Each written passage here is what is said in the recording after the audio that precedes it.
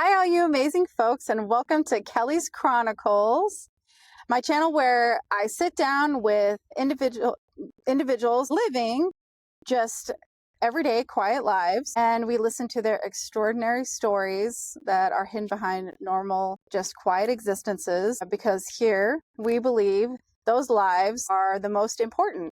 And we need to acknowledge them and hear them and celebrate them. So welcome to this channel. We've got one of our favorite guests here.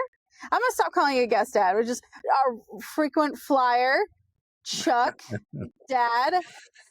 I can't really keep calling you a guest because I mean, until we get somebody else on here, this is just us on here. So, yeah.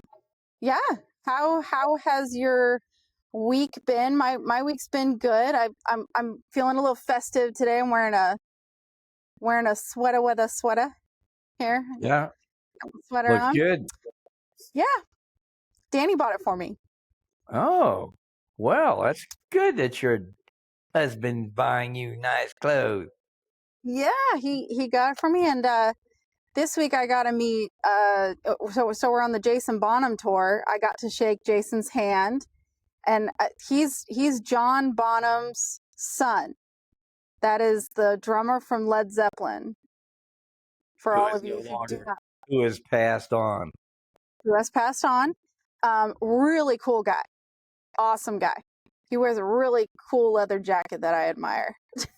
I would love a leather jacket as cool as that, but yeah, he's a really cool guy. So we're still loving the tour. It's been kind of a quiet week. How's your week been, Dad? It's been very quiet because Monday we got our flooring. We had bought another 11 boxes of flooring to do the entryway to the house, and when we were picking it up at Franklin Building Supply, they had it on a pallet back in a warehouse. And we backed the car in there, backed the van in there. And me and Mom and this one lady that works there were loading it into the van. And I got my feet tangled up in a piece of plastic and tripped and fell. And I had a box of flooring. I probably weigh about 30 pounds, 40 pounds in my hand. And I fell with the box busted open, and I tried to stop my fall with my hands, and I messed up my right shoulder pretty bad. It's been my right shoulder has been messed up really bad a couple of times, and I've had to have physical therapy and stuff. But before, though, when I messed it up, it finally cured itself, and that's what I'm waiting for. It's just to kind of it's getting a little better every day, and I'm using I take anti-inflammatories and stuff, and like ibuprofen or whatever, and it seemed to be, that's just kind of the life. That's kind of a life of a builder. You're gonna get hurt. You're gonna fall off ladders and whatever. You have taken. I cannot even count the amount of times you've been injured as a contractor and a construction worker. You have fallen through ceilings. You have fallen off ladders. You have fallen off porches. You have fallen through floors. You have tripped over things. I can't even count anymore. Oh yeah. Yeah, you've definitely paid your dues as a builder in the insurance department. It's not a boring life. No, it is not. The last time you tripped and fell and took a plunge off of a porch, I made very strict demands that Mom always watches when you get on a ladder. Of course, that didn't work out because you're like, no. So I tried. I tried to make restrictions on your crazy fall prone life. So but that's okay. That's okay. That's definitely not She keeps me on a short leash. So, you when know, it comes to every leaders. time, Yeah, every time I try to do some weird stuff, she's there going, "Are you sure you want good. to do that? Let me hold a ladder or something." She's a very good assistant. Very good. She is a And wise. She kept is me from wise getting behind hurt the a ears. lot. Yeah. So, She yeah. Um, she already. You start talking about projects, and she already sees it in her head. Like, is this going to involve uh heights or ladders or sharp objects?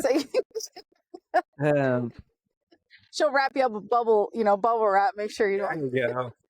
That's a good one. Now, dear, I'm just wrapping you to make sure that you don't get hurt. Okay, good. They do have a new thing. It's for motorcyclists. It's a an airbag for motorcycles.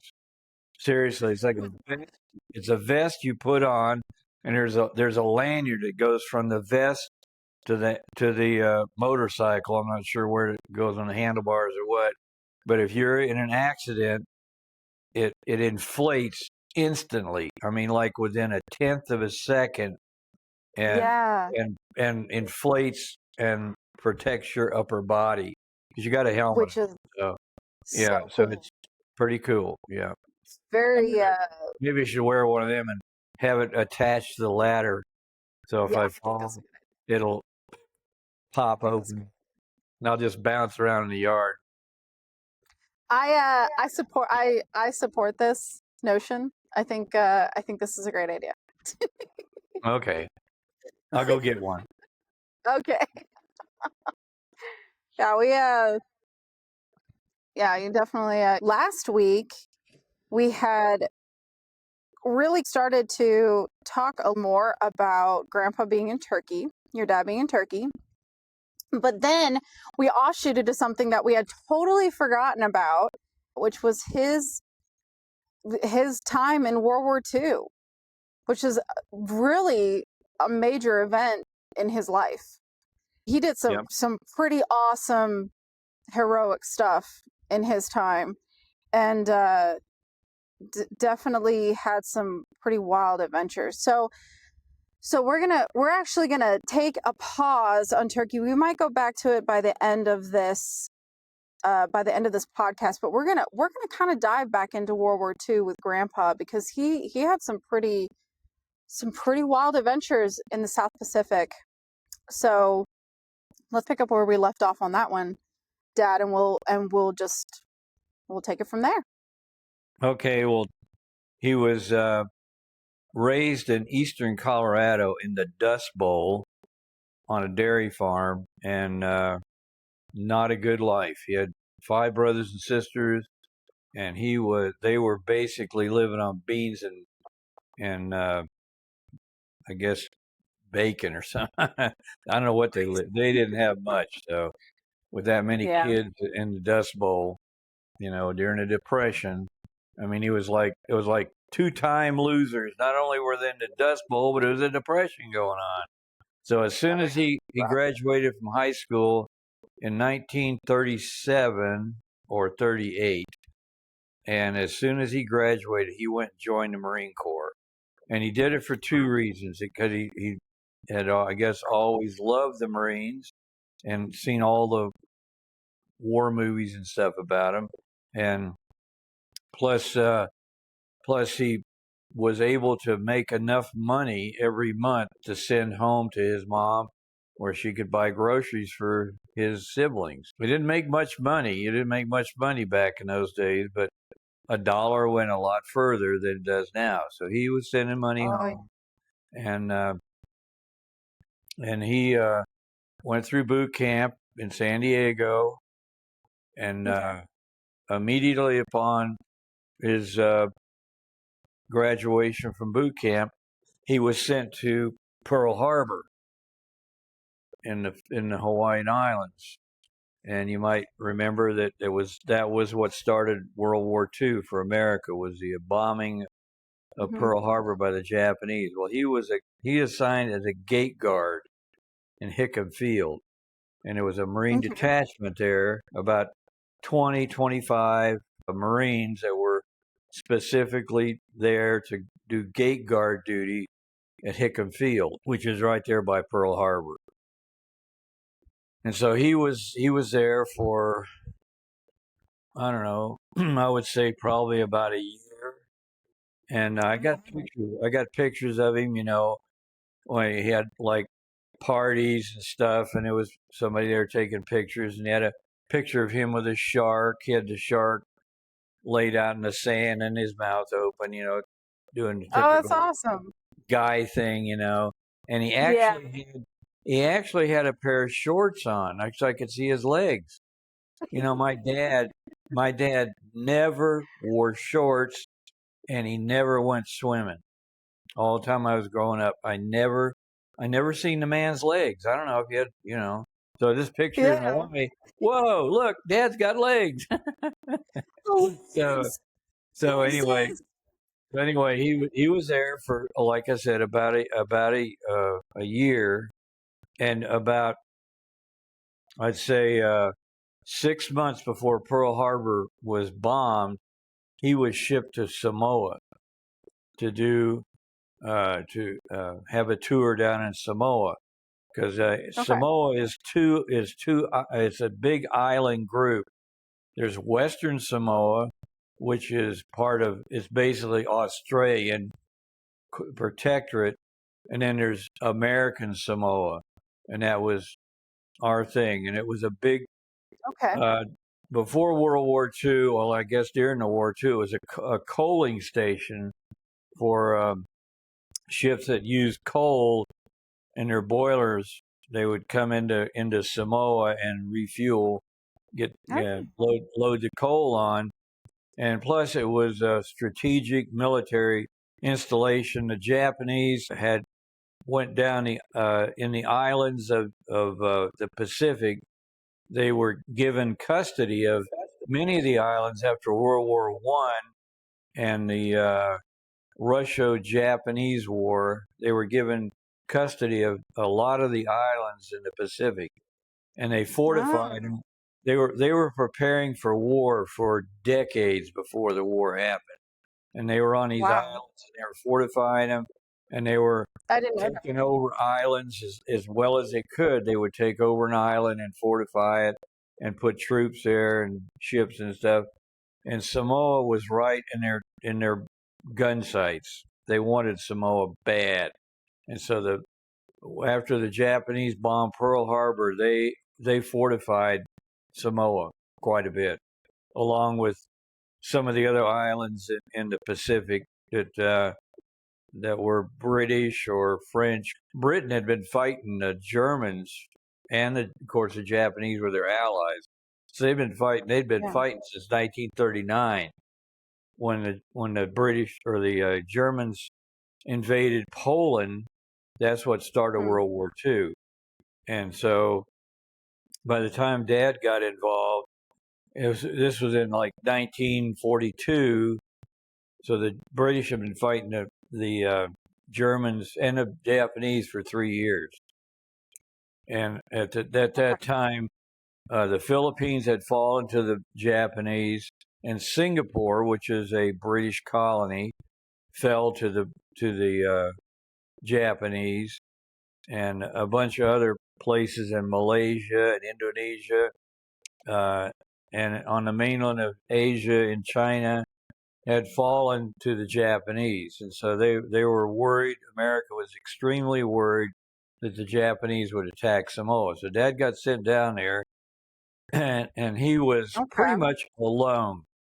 There were a few Marines down there, but they were busy fighting in Guadalcanal and other places, and trying to stop the Japanese with mass amounts of Marines, because the Marines are, you have to understand, the Marine Corps is part of the Navy, Okay. and it started out as back in the Revolutionary War. The Marines were stationed on board American ships, and their job was, when these ships would get into these battles, they would eventually be side by side, and they would be shooting at each other with these cannons, and the Ah, Marines okay. were, the Marines would get up in the rigging of the sailing ship, and they would shoot down onto the enemy ship and try to pick off sailors that were running around on the other ship. And very effective, very effective. Marines, they were they were. Tell you what, if you had a battle, you wanted Marines on your side You won the because Marines. yeah, they always they were The they big were they were dogs. very effective. They were very effective being up in the rigging and picking off sailors on these other ships. And plus, if they had any kind of invasion thing where they had to land troops on the shore, the Marines were in the first boat. They would go out and they would secure the beach Yeah. or the Mm, sailors come in behind them. And wow. anyway, Dad was part of this grand scheme of the Pacific, trying to hold the Japanese at bay. And So how? So when you say he was kind of alone, like how yeah, do he you was kind of mean like alone. he was Yeah, there kind of weren't a lot alone? of Did he have Marines. any other? There were not a lot of Marines down there because they were busy. They were busy fighting. I mean, hand to hand combat up in Guadalcanal and places up in this. Uh, I guess that was the Solomon Islands. Maybe the Solomon Mhm. Islands was I think it was French protectorate, and French, of course, was now part of the German Empire. They beat them back in 1940, and Yeah. so the So was he? So were there any American. other like commanding officers, or was he basically I don't think so. I think no? Dad Wow. was like he was like a I think he was like a staff sergeant at the time. He'd been in for like 4 or 5 years. I think he'd Mm, gotten some rank. And so they sent him down there and they said, your job is to prepare the native population to defend the islands. So if the Japanese come in wow. there, you know, you got to use what you got. There's not a whole lot, but we don't have the manpower to put a big garrison down there. So anyway, he came up. Not sure if it was his idea or if it was somebody else's idea, but he came up with an idea to recruit the local Samoan men and use them as his little army. And Okay. so he issued rifles to the Samoans, and the Samoans, there's no uniforms because they're out in the middle of the Pacific and they had other priorities. So he let them Yeah. wear they wore their lava lavas, which is like a skirt that men wear, and he would issued them white T-shirts so they would look a little bit military. They didn't even have shoes for them, so they called them Barefoot Marines. And Mm. it was a battalion of, so there was about 1,000 men, Samoan men, who were in this battalion, this Barefoot Marines. They all had M1 rifles, or maybe they had Springfields. Anyway, they had a rifle, their white T-shirt, no shoes, lava lavas, and as a Barefoot Marines. And Dad used them as like an auxiliary police force also. So they went into the villages I and love that. they kind of kept law and order in the villages. And also the Japanese they were concerned about American ships coming in and out of Samoa. So they Mhm. brought in submarines and they would put these Japanese, they call them coast watchers, and they were Japanese military, probably, I don't know, sailor, any navy or something. Anyway, they were Japanese military, and they would come ashore and they would go up. If you had, Dad was in Pago Pago or Pago Pago, however you say it, Pago, and that was the capital of American Samoa, and that's where was the main harbor in Samoa too. So any American ships that came and resupplied or whatever would come into Pago Pago, and these coast Is that where watchers.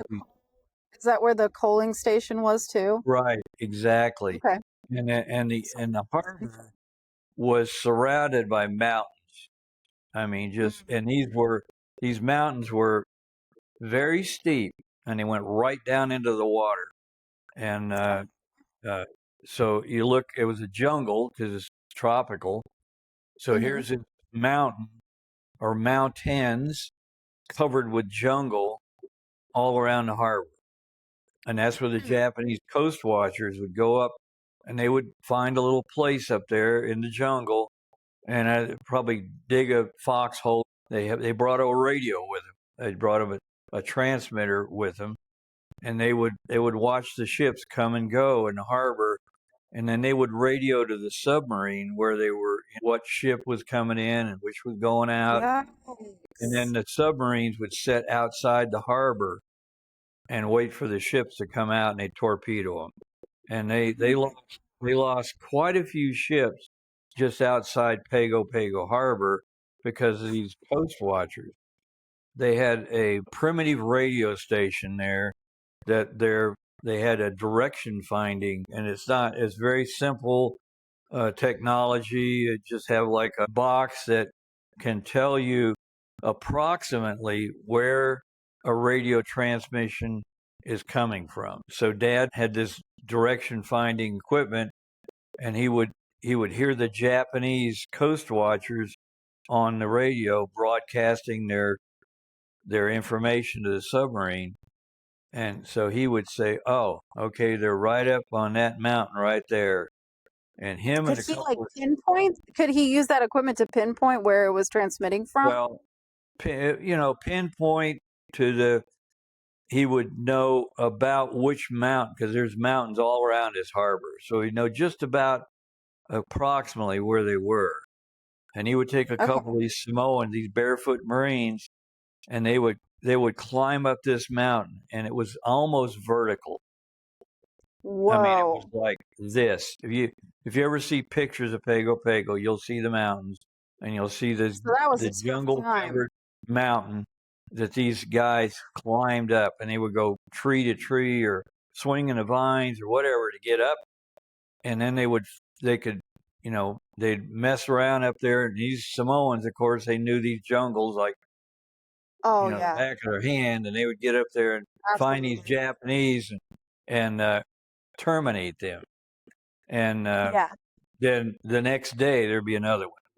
They said, go. Here's your job. Oh, Go, and if you get killed, yeah. c'est la vie. There's hundreds and thousands of your buddies getting killed by the Marines in Guadalcanal. So Yeah. anyway, so that was Dad. Between the coast watchers and being a police force in these villages, because American Samoa had several islands and villages all over the place, and there was no real, I guess, municipal government and that was able to put people in the field and police these Mhm. villages. And there was lots, like your squabbles and stuff going on. So dad's barefoot Marines were out there settling all these disputes and keeping the peace. And in and in the course of his duty there, he got elephantitis, which is a mosquito-borne disease, a blood disease, and he got pretty sick, and Mm. uh, and he had to be relieved of duty. And anyway, before he left the islands, before he was transferred, the villagers, the barefoot Marines, and the villagers in around Pago Pago loved Dad. They thought he was an incredible guy, and they made Yeah. him a chief in the Wow. in the Samoan culture. There's two levels of chiefs. There's like a just a chief, and then there's a head chief. And I think Dad was made a head chief, and they gave him Which a is tapa an cloth. honor. This tapa cloth is made from palm, but it's a very fine material, and it's worked to where it's very soft and nice, even though it's just a plant. It, Wow. uh, Yeah. and he had a ceremonial tapa cloth, and they have a fly whisk, which is like it's a horsehair, it's a handle with horsehair on it, and he was given one of Okay. them, and he was given some really nice jewelry because they would wear this ceremonial jewelry, usually like cowrie shells, and Oh, wow. he was made a chief, and he shipped that when he left. He shipped it back to the States. He boxed it up and shipped it back. Well, it never made it home because he Oh, thinks it's probably on a ship that was torpedoed just right outside the harbor. So it never made it that's never made it out. And anyway, he went back to Balboa Hospital in San Diego and recuperated, and then he was sent from there. He was sent to the naval ammunition depot in Hastings, Nebraska. now. I know over the years, like we've told this story. This is a family story that we Yeah, have told of the barefooted Marines and Grandpa's involvement in that, and how much probably strategic gain he made by just taking out those coast watchers and saving a lot of lives doing that. Now, my question is, now I've tried to look it up on the internet. Have you ever found any like documentation, books, or anything in the Marine archives that does mention that? I've hoped that they would. yeah. I don't know if There you've is ever found that. there are articles. I found some articles in military magazines and books that talk about the Barefoot Marines and how they were a very unique service. I mean, there's no stop and think about it. Marines are normally very well uniforms and everything, and not Oh not yeah. the Barefoot Marines. They had a white T-shirt and a gun. That was very wise of Grandpa to use some local men that were proud of their country, wanted to protect their villages and their people and their families. I mean, it's nothing better than that. Yeah, And then one thing that I love the most is how much they respected and loved Grandpa. and Because your dad was only you have what, to, 5'7", five you seven. have to remember the dad was only like five. He's only about 5'7". He wasn't a big Yeah. man, and he was very and he was malnutrition as a child, and so he wasn't very big at all. He was, I think the story goes that he went to the Marines and they wouldn't let him in because he was too Mm. skinny. So he went and he drank. He wouldn't. His weight was about 5 pounds too low for his height, and so he went and ate a bunch of bananas and milkshakes. Went back and they weighed him again, and he made it in. But he went. Good now. Yeah, yeah. Getting back to Hickam Field, there's a picture of Dad I wish I had a picture. I wish I had the picture, but a picture of him with the Marine detachment at Hickam Field. He's the littlest guy. I He's the mean, everybody else tiniest one. was like 6'2", these big gate guards, and Dad's, like 5'7". And yeah, we have to remember too that Dad, uh, as when he was back in Nebraska or back in Colorado, he was on a dairy farm, and there was another dairy farm close to where they were living, and he was farmed out.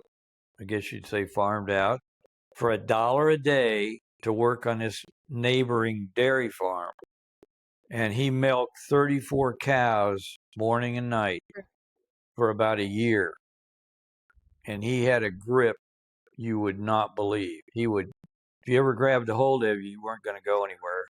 He had you. Did he ever grab a hold of you? Did he ever grab a hold of you?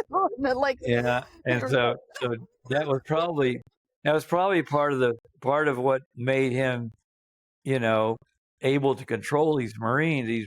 Samoans, because if for say you were just shaking hands, he'd crush your hand. Oh, yeah, If he wanted to, imagine. if he wanted to, and and he had another thing that probably helped him is he had some tattoos. And the Samoans, they are They big love time on tattoos. I they mean, have some they have incredible tribal tattoos. extensive body tattoos. I mean, They're beautiful that's too.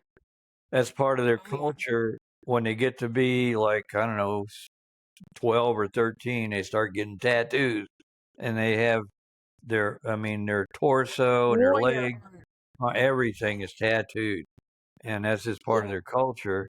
And so Dad had tattoos that probably helped him out. And probably. an aside. Here's an aside. Dad didn't like Japanese.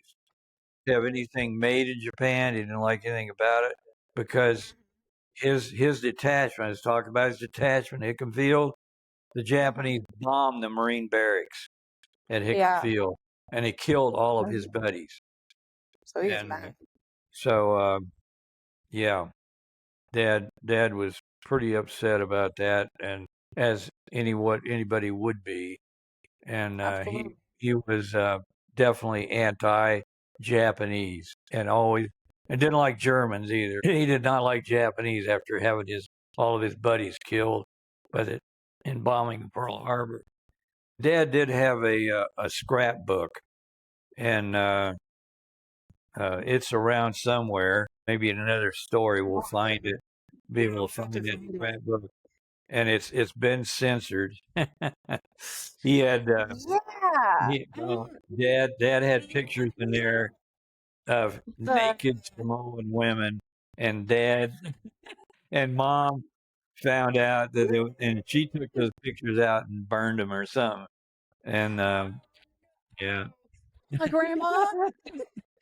yeah, Dad was having a good time, and between patrols and everything, he was having a little time down.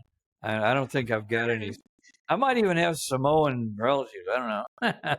Who You knows? might have some siblings in Samoa and you Yeah, just don't know it. don't know. But That was yeah, that well, was. now I know I've seen picture. I didn't really know Grandpa. I know I met him and I was like I was almost 4 when he died. But I know he had a very controversial tattoo on his forearm. Yep. He did. Do you want to talk? Do you want to tell about that tattoo? It Well, was it was up on his. He had three big tattoos. He had one up on his upper arm here. It was the skin off of a man's head.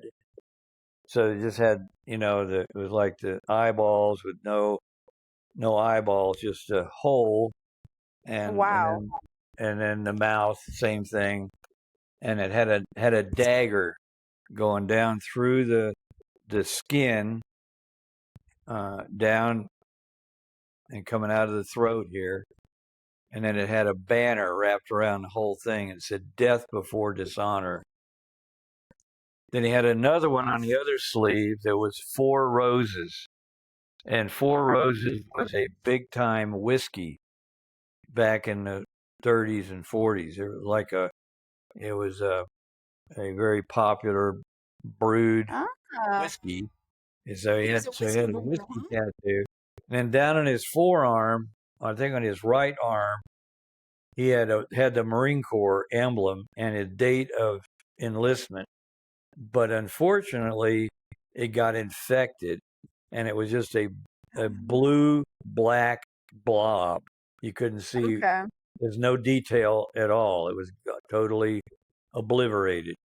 But so he had three good sized tattoos, and that probably influenced his status in the village. I know that the one with the face with the dagger through it, it was someone that looked Asian, probably someone that looked Japanese because he had quite embedded hatred because it was war. And of course, we talked about how that was typical for the time. very much so. Yep. It was war. You're gonna Yep. have a lot of hatred. So that's kind of what the controversial tattoo was that, and I wonder if that was kind of typical for the men that fought in war to kind of have tattoos like that. I wonder if that was pretty typical. Yeah, not really. A lot of men had tattoos, but they'd have one of the favorite ones was they would have a heart tattooed on somewhere in their body, usually up on their arm or something, a red heart with an arrow through it, and in the middle of the heart it'd have mom. Oh yeah, the mom tattoo. The Yeah, mom tattoo. That was pretty prevalent. A lot of men would have like a hula girl or some whatever tattooed somewhere. I wonder if Grandpa was kind of like pretty bold to put that on his arm. He was like, just just put it on Yeah, there. I'm angry enough. Like yeah. Well, it was back then tattooing was pretty primitive. I mean, yeah. of course now it's down to a science now. Oh, But back in it's World War amazing. II, it was pretty It's incredible. primitive, and it was very painful. A lot of blood, and took a Was it while. like looked down upon in society? If he got home and it's the 1940s, 1950s, was it tasteful in American society to have tattoos, Yep. or was it The only pretty people that had common for tattoos military? were Marine sailors and bikers.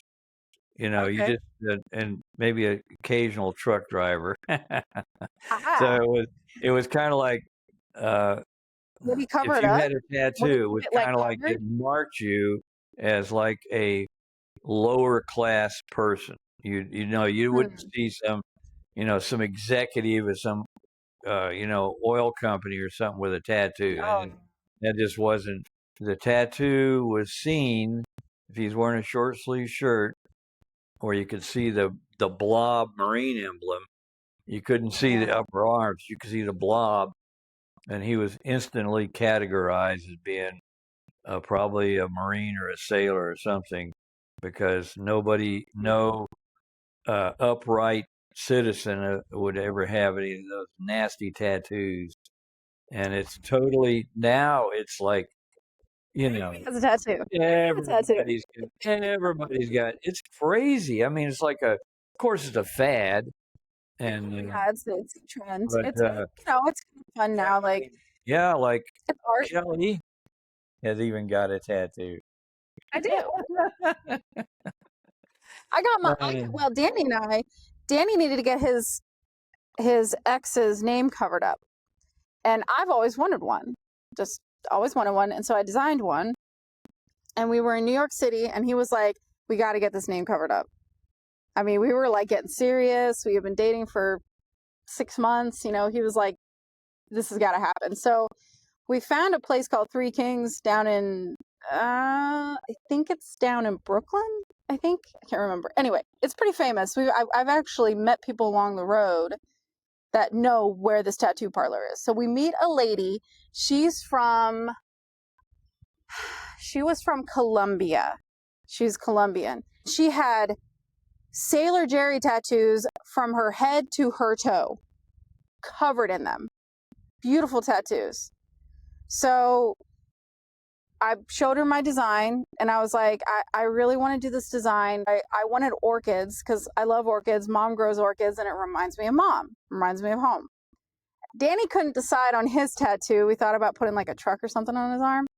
So this lady was like, how about a skull? And it would be symbolic. This woman free-handed a skull over that name. You can't even tell that old tattoo existed. Cover-ups are kind of challenging sometimes. They're a little bit difficult. But this woman was so talented. Of course, you've seen the tattoo. It is a phenomenal tattoo. I fell asleep on the table. That's how gentle she was. I fell asleep on that table with her tattooing, but I'm not scared of needles. And then, of course, she free-handed Danny's, which is pretty hilarious. We got tattoos together. So it was fun. It was a really fun experience. And then we went out for pizza and a couple of drinks afterward. It was a wonderful memory. We had a Yep. lot of fun doing it. Yep. So Well, that's my tattoo story. yeah, I'll tell you a tattoo story. I went into it.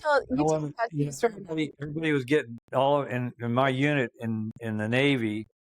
Everybody was getting tattoos. It's like, really nice. They were getting some really great tattoos. This is back in the '60s before it became an art form.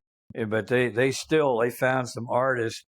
This one guy was a weightlifter named Evans. I can't remember I think it was John Evans. Anyway, he was a huge guy. I mean, had these massive arms, and he got a panther, a black panther, on his upper arm, and it looked like, and where the claws were, it looked like he had jumped on the guy's arm and slid down, and each claw had a red mark in front of it. And this thing, you look at it, it looked like a little panther, a miniature, like about 8 inches long, looked like a miniature panther on his arm. Is that what? It's not a real panther. I thought it was a little cat that had jumped on your arm. But it was a beautiful tattoo. And then another friend of mine had a shark tattooed on his forearm, and it was so accurate and so beautiful. It looked like the shark was swimming through his arm hairs. It's beautiful tattoo. Wow. So I said, "Where'd you get those tattoos?" They said, "Oh, down here, down in San Diego, on like F Street or something in downtown San Diego." I said, "Oh, okay. Well, I'm going to go down and get a tattoo. This guy's good." So I went down to this where they told me. Went down to this tattoo parlor and went in. And they had catalogs of tattoos where you'd flip through it. And I was flipping through, and I saw this Maltese cross. Okay. And it was a Maltese cross, which is a four-arm cross, and it was round, and it would perfect up in your upper arm. Just had this Maltese cross there. Oh, I like that. I said, I want that tattoo. Okay. He said, I'm really busy now. Come back in about an hour. We'll get her done. So Chuck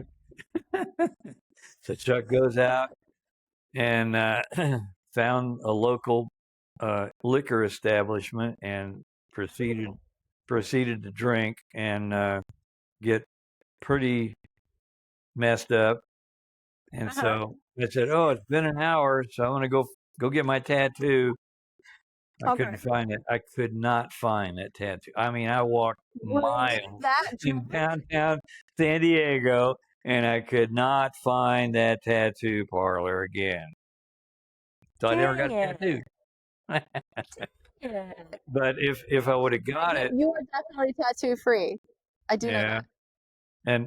And if I would have got the tattoo, I would have been marked as a biker, because that's one of the favorite tattoos and favorite emblems of biker society is a round Maltese cross. I did not know that. So fortunately, I didn't get one, because I mean, you could have become a biker. Yeah, well, I knew bikers. Yeah, Hell's Angels were big time in San Diego at that time, and a friend of mine who was in the Navy started hanging around with the Hell's Angels, and I'm not sure how he got in, but he's just a little scrawny guy, but he had a bad attitude, so maybe that's why. Anyway, that's why he would wear this little welder's helmet hat when he's off on Liberty. He would wear this which is like a cloth hat that has no bill on it. It's just like a little sits on top of your head. And that was his. That was his mark. Was this little welder's hat. And he told me one time. He says, "Hey, if you're ever in San Diego," he says, "go to this bar. And it's a biker bar, but we'd be glad to have you in here. Maybe you'll want to join or something." I said, "Oh, okay." So I went down there one time. And And I remembered where this biker's bar was, so I wandered in there, and it was just like in the movies. I walked in, everybody was kind of talking, and you could hear through the outside door, you could hear the people in there talking, laughing, and everything. I walked in, dead silence. I mean, you could hear a pin drop. Everybody looked at me, and this one guy says, "What are you doing in here? What? Are you lost or something?" I said, "No, I have a friend. I have a friend that's in your club." And about that time, from way in the back, "Hey, Chuck, come on in." I said, "Whoa, whoa, thanks, dude." Because these bikers they're these, like these huge guys, with all leather jackets and a bad attitude. And I thought I was going to be killed.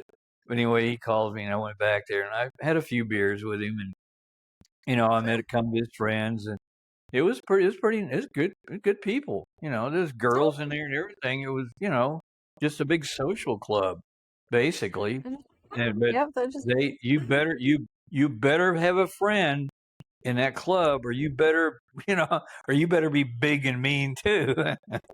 And yeah. but I used to hang out with some biker clubs when I was in Arkansas, and they were some pretty awesome people. I definitely enjoyed my time hanging out with them. So yeah. definitely have had my fair share of biker rallies and biker club. It was fun. Well, there's a lot of veterans that are in biker clubs. Yes, They have their that's own. what I liked Like, it most. they have like the Legion Riders and the Mhm. VFW, something or another. So they're That's what we big would hang out time. the most. Yeah, they're big time, very conservative, patriotic guys. That just happen to like to Yeah. ride motorcycles. We've kind of gone way off track here. So let's bring it back to Grandpa here. So I grew up with these stories with Grandpa being in Samoa, and for me, hearing about these stories of heroics, and I mean that was pretty incredible. Climbing a mountain and killing off some enemies, and training up some locals. It's a pretty awesome story. I thought those probably, I would say that story was one of my favorites growing up. Yeah, I would definitely say top 10 favorite family stories. So that I really wanted to share that story because it was so much fun. But so Grandpa gets sick, he gets elephantitis, he comes home, he we know that he goes to Nebraska, meets your mom, your yeah. biological mom, gets married. Now, when did he go? So by this time, we do know that he goes to Europe. So do you want to talk about his time Indirectly, indirectly? Okay, indirectly. so Okay, what happened was after at the Naval Weapons Station in Hastings, Nebraska. Yeah, well, they had an explosion. right. Uh, they had a trainload of marine mines, which are the kind. It's like a ball with a bunch of spikes sticking out of it. Yeah, and they blew up. And Dad, of course, wasn't killed, but a lot of people were. Well, after that, I'm not sure if he was transferred right after that happened or sometime in that time period. He did meet my mom there. She was working in Hastings and somewhere in the production line, making these bullets and bombs for the Navy. I think that he got a letter from my grandmother said that your cousin is working there in Hastings. You should try to find out where she's at. And they discouraged Marines or any active duty military from being dating or even talking to Wow. the women working there. That was they were workers. They weren't dating Hmm. material. You know, Wow. yeah, hands Okay. off there, Marine. Don't be messing with those. Well, it was his cousin, so Yeah. he It's said, like, all right, so I guess he told his boss, hey, I'm going to go see my cousin. I know she's a girl and everything, and I know Anyway, they okay. ended up falling in love, and I'm not sure if they got married in Nebraska or where their dad came back from because he was out in the West Coast, so quite a ways away. So anyway, somehow they got hitched up, and it was like in 19, I think it was in 44 that they got married. And Dad went out to the Marines, transferred him. They made him a seagoing Marine, which was a real honor in the Marine Corps. Oh, There's two positions that are extremely uh, coveted and sought after. One is an embassy guard. Every American embassy in the world, and there's like 150 of them, yeah. every embassy historically has had Marine guards. They're stationed Okay. at the embassy, and they guard the ambassador and the delegation that's in that Hmm. specific country. And that was one. And the other is seagoing Marines. And the seagoing Marines are stationed on board naval vessels, as a tradition, that partially as a traditional thing that all Navy ships had Marines at one time, but Yeah. it's mainly what they call capital ships, where they're the larger, like the battleships, the aircraft carriers, the heavy cruisers and stuff. They all have a pretty good sized Marine detachment on board. Well, Dad was stationed on a Liberty ship, they call a Liberty ship, and there was a small detachment, but they needed to have them on there, fully armed and trained to take care of that situation.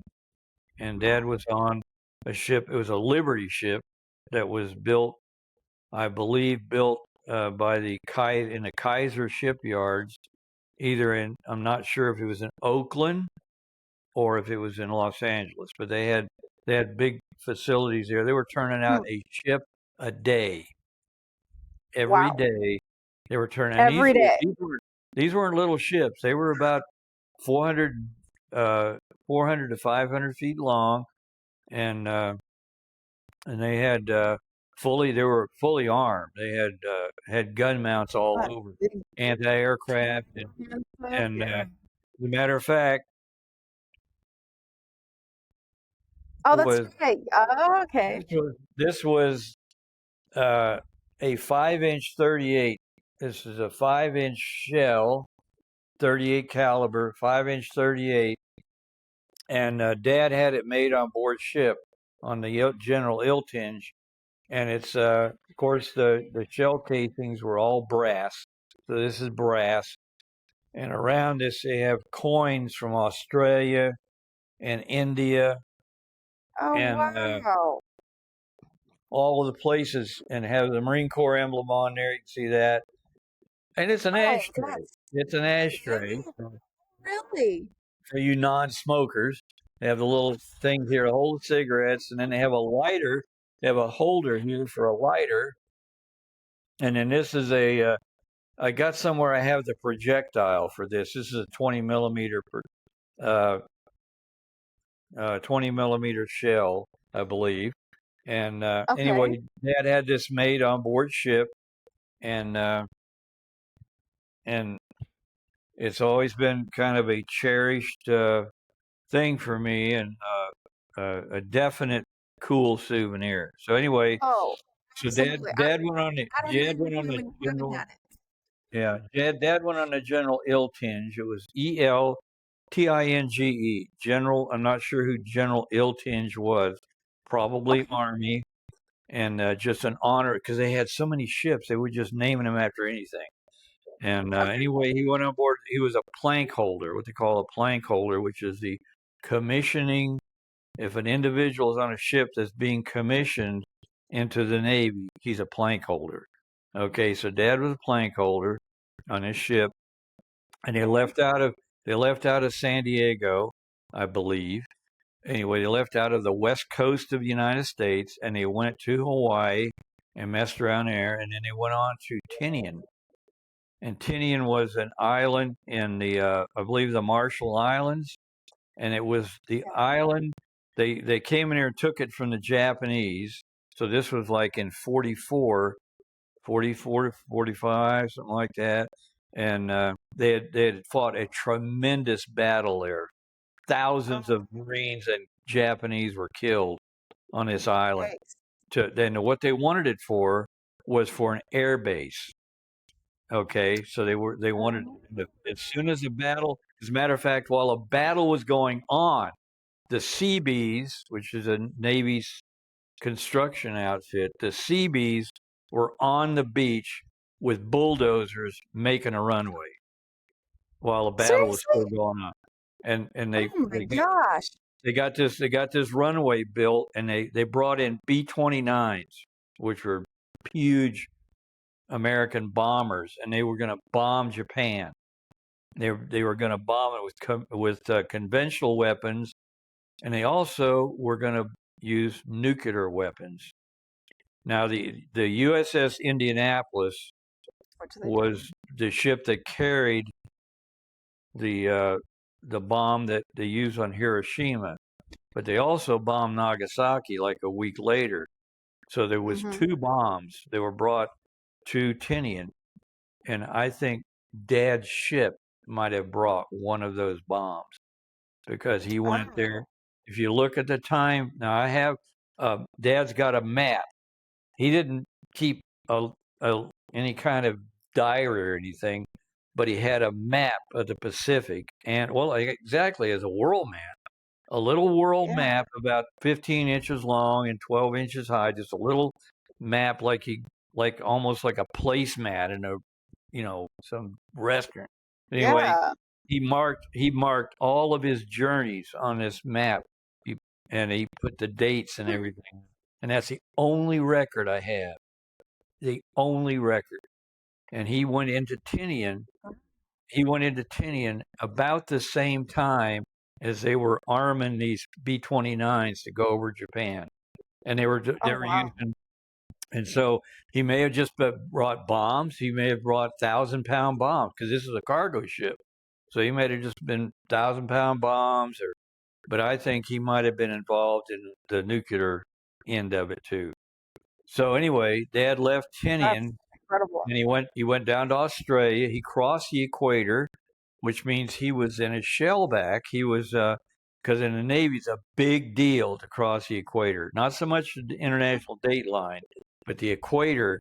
Boy, that's a big deal. I mean, it's a whole Why? initiation process, and Oh, it's so ingrained in the society of the Navy that if you're on board a ship and the captain has never crossed the equator, they'll go get him and initiate him too. There is wow. no rank or a status that'll keep you out of the initiation to turn you from a what do you call it, a polywog or something that into a shellback. And you get a certificate. I mean, they throw you in garbage pits. Oh, I mean, you name it. but why is that? It's like this terrible initiation. And if you're any kind of squeamish or you're kind of a wimp, you're not going to make it. Oh They're boy. gonna wipe you out. But I think they kind of make allowances for those kind of people. But anyway, Dad was a shellback. I still got his certificate somewhere. Across the equator down to Australia, hung around Okay. Australia. That's where those Australian coins came from on that ashtray. And then he left there and he went to India. This is one of Oh, the things he picked up in India. It's just an Indian guy carved. It's a wooden. I was told that one of the stories that kind of circulated in the family was this was a pelvis bone that they used to carve. But I saw it and I looked at it real closely, and it is definitely wood. It's not bone. okay. But anyway, it's this poor Indian guy that's not in very good shape, and that was Yeah. one of the things he picked up in Calcutta. And he has a there's actually a package that I didn't even know existed. I think that Wanda, my half sister, gave it to me. It was stuff that he had bought for my mom in India in Oh, Calcutta. And Calcutta at that time India was a British colony, and okay. they had used British soldiers to build the Burma Railroad. And you ever watched? There's a movie called The Bridge. Let's see. What's it called? Geez, I should know this. One of my favorite movies. It's a movie about the British building the Burma Railroad up through the jungles of Burma to resupply Japanese soldiers that were fighting against the Chinese up in northern Burma. These soldiers were, at this time, had been liberated. British had went up there and liberated these British soldiers from these prison camps up there. They were down in Calcutta waiting to be transported out of India. And Dad said they were pitiful. They were skeletons, and a lot of them, some of them died on the way. They were on board ship, and they took them up through the Suez Canal, which wasn't that far away. Anyway, they took them up through the Suez Canal to southern France. So Dad was able to. He was in India, and then in Australia, and in India, and in southern France. So they took him off, and they had a hospital up there for him to recuperate. They were not allowed to go home. They were repatriated, and they were prisoners of war, but they were not allowed to go home because they had tropical diseases. They were emaciated. They were still very delicate. He said, Dad said they buried some of them at sea in the Indian Ocean on the way to France. And he said that they were too weak to survive and passed on. So they did the one thing that I hoped never happened to me, and that's burial at sea. I did not. Man, I saw some burials at sea, and they sew you up in a canvas bag, and they put a artillery round or a cannonball or something in the foot of the bag and throw you over the side. Of course, there's a big ceremony, you know. You're on a stretcher, and they're all saluting, and gun salutes and everything, and then you go in the water and you're fish food. I didn't. No, I don't want that. I'd rather be on the land somewhere. As much as I love the ocean, I love the ocean and I love being at sea, but I don't want to be buried there. That was kind of one of the things that kind of in the back of my mind was, what if this ship sinks? And I was on a lot of ships. I was on a lot of ships in my career. You were. One of these ships sinks and I become fish food.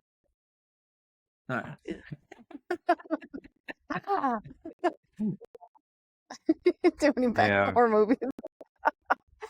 Anyway. Yeah, getting back to India, there was some stuff that happened in India that just kind of, because Dad really didn't talk about too much, but he had two stories that were very interesting. He said that he was standing watch on a pier. I mean, it just seemed the Marines were used as guards when the ship pulled in somewhere.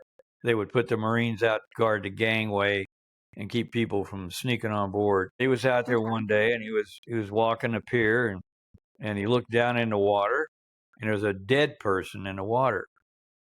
And so, whoa! So he immediately calls the corporal of the guard, says, "Corporal of the guard, there's a body here in the water." Oh, okay. So then he calls the British soldiers. There was British soldiers everywhere, and he calls the British soldiers, and they said, "There's a body in the water down by our ship." And so they come out and they look and they see, and they look down the water and they see this body in the water, and they go, "Okay, it'll go out with the tide. Aren't you going to pull it?" "No, we're not going to. No, we're not going to pull him out. He'll go out with the tide." So Dad watching, and sure enough, tide goes out, body goes out, and he was there. He was in there for like a week or 10 days, and he said he was out standing watch again later, and here comes the body back, the same body. He said I could recognize it because of clothes. It came back in again. And so this time he goes, I'm not calling anybody.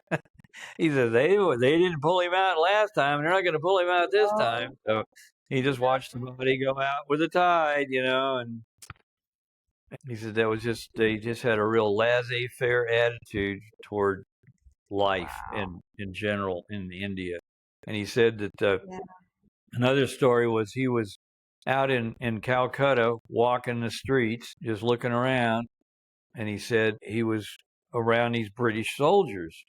And he said all the British soldiers, the enlisted, the higher ranking enlisted, and the officers in the British Army all carried swagger sticks, which is a stick about 2 feet long, ornate and part of their uniform, and they'd tuck it up underneath their arm, and swagger Okay. around with it. And he said if an Indian person got in front of a British military guy and he had a swagger stick, he'd smack him with that swagger stick. Whoa. Whoa. Knock Dang. just knock him down with that swagger stick. And Dad Oh. was so. But he said when I left, he said I had been around the British in Australia. He said I'd never been around the British before. But he said I was around the British in Australia, and I was around the British in India. And he said, what we should have done is after World War II, after we beat the Japanese and the Germans, we should have went and beat the British. He said those people were animals. He said they treated their colonists, the people that were in the British Empire. If you weren't British, if you were an Australian or you were an Indian, you were a scum. You were nothing. You had no status at all. And the Yeah. British treated them like animals. And he said Oh, it's no God. wonder that Mahatma Gandhi wanted to have freedom from Britain. Yeah. He says the way they treated the poor people of India was a disgrace. It was Yeah. inhumane, it was uncivilized, and just plain bad manners. You Yeah. don't do that to somebody. He said after I left India, he said they were not good people. They abused their power of having these poor people as their subjects. Yeah. That's So terrible. Oh my yeah, a lot of gosh. people don't realize that. A lot of people say, "Well, how come Britain was kicked out of India?" No, yeah, Dad knows. There's Dad a knows. reason. Yeah. So There's a reason why. yeah, Well, and I think that's the incredible part is people live these experiences. They know what it was like. They go over and they see that. They yeah, witness that. Whether it's a good thing or whether it's a travesty, it was an experience. A lot of people can say the same thing about things that happened in World War II, and it's like, no, we have detailed accounts from people, and that's a lot of the reason why we do this channel is so that we can people have experiences, they've lived lives. It's crazy. yeah. So, And another um, another another aside is I remembered the name of the movie, The Bridge oh, on you the did. River Kwai. There you go. That's a bridge on the River Kwai was a movie about the British prisoners of war that built a bridge over the River Kwai, slave labor, and those guys, the ones that survived and were liberated eventually. They were the Hmm. ones that Dad loaded on the ship in Calcutta and took to France. That's the ones, and they were, yeah, they were pitiful. They had Wow. been starved and beaten and That's a overlooked. major connection to history right there. Many thousands of them died in captivity, and a bunch of them died before they could be hospitalized and treated. Yeah, it was. Yeah, but at least he had a part in it where he was able to take them. He had a important part of getting them somewhere where they could some of them Yeah, could survive and heal and he took care of them, which was, gave yeah. them an honorary burial at sea, which is probably better than what they would have gotten in Oh, India. they would probably have So, been tossed in the river or something. yeah, I think that stuck in the I think the ocean. Yeah. Dad's got a lot of books that were the Marine Corps history book I got one call. It's about the 1st Marine Division, and it has pictures of the battles that the 1st Marine Division was engaged in like Guadalcanal and Tinian and Saipan, Tinian, Okinawa. Has pictures, and just, I mean, these Japanese would do these suicide charges against the Marines. Yeah. They just wipe them out, just kill them by the hundreds. A totally different mindset. People who were devoted to the emperor to the point of dying with no regard for their own lives Dying for their honor. or anybody else's life. They just wanted the emperor to be honored by their death. Harry Carey, they had a thing called Harry Carey, where they would kill themselves if they felt like they had lost face. That was all. I think all the Chinese and the Japanese have this thing about disgrace to themselves or their unit or their ancestors, and if they feel like they've disgraced themselves, they'll kill themselves. Boom, and that happens. Yeah, all it's the time, all the time. Suicide.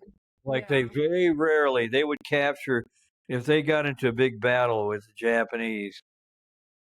They would kill themselves before they became a prisoner of war. A few soldiers that were totally trapped, had no way to defend themselves or anything, and they would get captured. But the officers, they didn't capture hardly any officers because they kill themselves. Because if it got to the point where they saw that they were being defeated by the Americans, they kill themselves because that was a disgrace. They lost face, and that whoa. That's crazy. Glad I wasn't in the Japanese army. I lost face a lot of times. I was always losing face.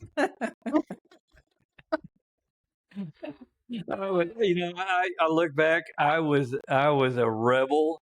I don't know why I put 26 years in the military, because I was a rebel. I didn't believe, and I don't think any regulations were meant to be broken, as far as I'm concerned. They were petty, stupid little rules. What kept you alive more than it kept you? Oh yeah. If many times, if I would have done what they told me to do, I'd have been dead meat. And so I was glad that I was, able to go. No, I'm not doing that. No, I'm not doing that. I'm not going to go. And they, and that'd give me. And a lot of it was alcohol related. I was borderline alcoholic, and yeah. How can you not be? So I'd go out and get drunk, get in trouble. But a part of the whole philosophy and the thing that was in the back of my mind was that I didn't like the military, and I didn't like being told what to do. And I don't know how I survived 26 years in I was in the National Guard, Army, Navy, and Coast Guard. And Dad was in the Marines and the Air Force. So between the two of us, we covered all 5 branches of the military. And it's the National Guard. Yeah, and all that time, I was, just going against the grain, doing things I shouldn't have done, and saying things. I had a big mouth. I was always shooting off my mouth at the wrong time, saying the wrong thing. Got me in trouble a lot. And but I look back on it, and that was probably my survival mechanism. Saying if I do this thing that they told me to do, I'm going to get killed. Yep. So I'm not going to do that. Not going to do that. And so street smarts, Dad. You had the battlefield smarts. Yeah. Jeez. I saw enough dead Marines in body bags to last for a lifetime, and I was not gonna be in that body bag. They're not gonna put me in there. Nope. I don't like to be confined in little. I got kind of Yeah. claustrophobic. You're not putting me in. No, you're not putting me in that body. No, no. Put that body bag down. I'm not going in there. Oh yeah. Kept you alive. It really did. But Yep. we're out of time. So that Uh, was great though. I know we had some great stories on this. So it was great. A couple of awesome memories from my childhood too, because I grew up with that stories. I'm glad you brought in some artifacts too to show off. Really awesome. But we just want to thank everybody for joining us this week. Please like, comment, and share with your friends and family.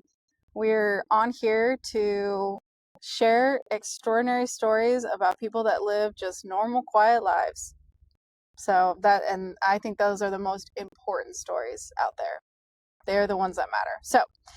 But we hope you all have a wonderful week. Please take care, and we will see you next week. bye.